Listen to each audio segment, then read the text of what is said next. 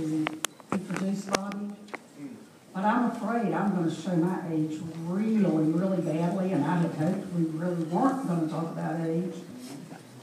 But some really industrious soul had to print how old Bobby was in the program, and I saw Bobby win his state tournament.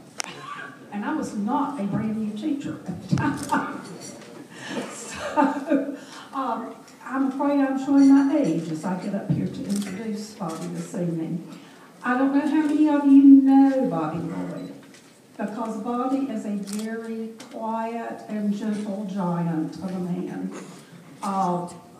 He was as a wrestler, and he certainly has been in all the years he has spent in service to wrestling.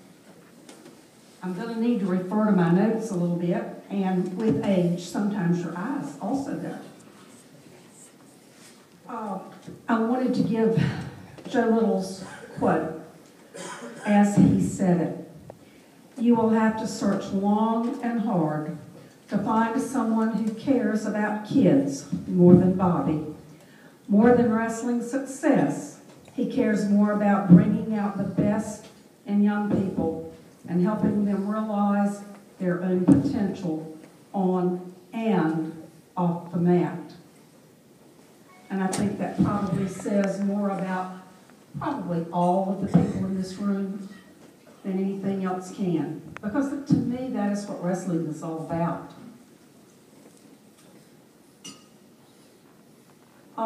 In an article that was published in the Greensboro Daily News, ironically, the day that our committee met to decide that we wanted to induct Bobby into this body, a quote in that article said, "Bobby was 20 minutes late to a practice, so his first order of business upon arriving at Top Performance Gym was to apologize. I'm sorry," he said to the 55 kids or so who were gathered there. "I had to drive all over High Point picking up these kids." That's what Bobby does. He has a gym and a program, a youth wrestling program, operated out of Top Performance, which is a gym off Gallimore Dairy Road, which is kind of between Greensboro and High Point. And the 55 wrestlers in this program are mostly high school kids, but some of them are really too young to read. Some of them are about 7, some of them are in their early 20s. Some of them still learning the alphabet. Others, longtime members who return and participate from breaks during college. Bobby says, "You can push these kids till they cry, but I guarantee you they'll be back tomorrow." This school of hard knocks is, in other regards, about more than teaching just wrestling. They learn about life, and they learn about sticking to what's important. Bobby can tell you about his career a whole lot better than I can. I saw his whole career, and it was a wonderful career. He coached with Wally Burke, 20, 25 years or so, I guess. They probably coached about 100 state champions. Bobby started the School of Hard Knocks at his home in High Point, putting a wrestling mat on his basement floor. It wasn't unusual for those young wrestlers to show up as early as 6 a.m., eager to learn more about the sport to which they had been introduced. Wally Burke says he took a lot of kids who wouldn't have had a chance otherwise. He helped show them there's life beyond High Point, beyond the housing projects. Trey Kirkman, who wrestled at Andrews and won the state championship both in 1992 and 91, helps out at the School of Hard Knocks, going to the gym to work with the young wrestlers when he can, other times volunteering at fundraisers. Kirkman says it's a means of giving back. He'd never have been as successful at wrestling or life, he said, had it not been for Lloyd.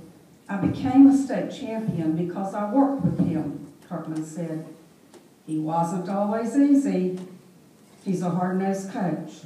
But if you buy into what he's selling, you'll be a better wrestler. Lloyd reminds his wrestlers the sport is about more than takedowns and pins. It's training for life. It's changing kids into men. I promised the man upstairs I'd stay with it until I couldn't walk anymore.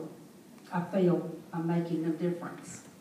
Bobby Lloyd has truly made a difference in many, many, many young men's lives, and we are pleased to honor him today.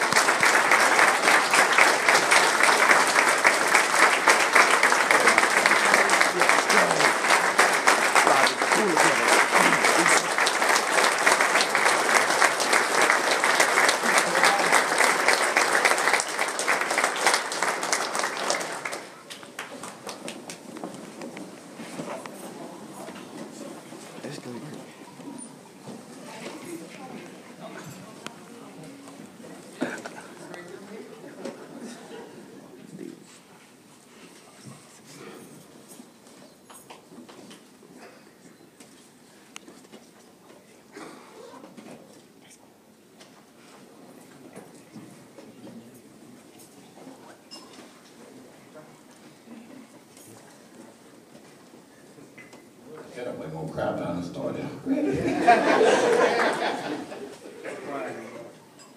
First, I want to thank God for letting me live this long, to be able to enjoy this. And my wife for letting me keep on doing it. And my mother for bringing me in the world. But the main thing is all the time in Sunday school, when you were a kid, thinking that you would never use it. So I got to high school, looking in the trophy case, watching Donnell Glover and some of the other kids always finishing third. God, I want to be the first state champion in something out of high school. And I said, the first thing I'm going to need is a coach. So every night I go home and start praying for a coach. Lord, did I get me a coach? There ain't no way in the world I can do this without a coach. So, you know, back then, 2 weeks before football season, you go there and stay at the school, and somebody come in and say, we got a wrestling coach. I said, for real? They said, oh yeah, we got a wrestling coach. And I said, where is he? So I went down there and introduced myself. I said, you want to wrestle? He said, right now?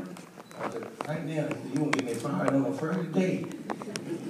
So we went in there, and he said, this is the best you got? And I felt bad. I said, oh Lord, this ain't gonna be good. So me and him started working and working and working, and I started getting better. And then I started getting better. I started thinking about all the other guys on our team. And I said, well, how can I get some other kids to buy in?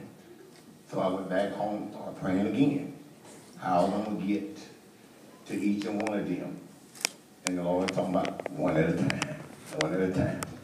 So as the year goes along, each one of them bought in. Then next thing you know, they had a Christmas party. Coach Burt, they said, Coach Burt's gonna quit. And I said, well, if he quit, then let him quit. They said, well, don't you care? I said, I do care, but I done paid my dues. I done got my beatings every day. So they said, well, what should we do? And I said, well, the ones that have practice, be at the school in the morning, first thing. Then the ones at lunch, y'all have practice together. And then we started working together. Next thing you know, we was a team. And then from then on, this is what it lead to.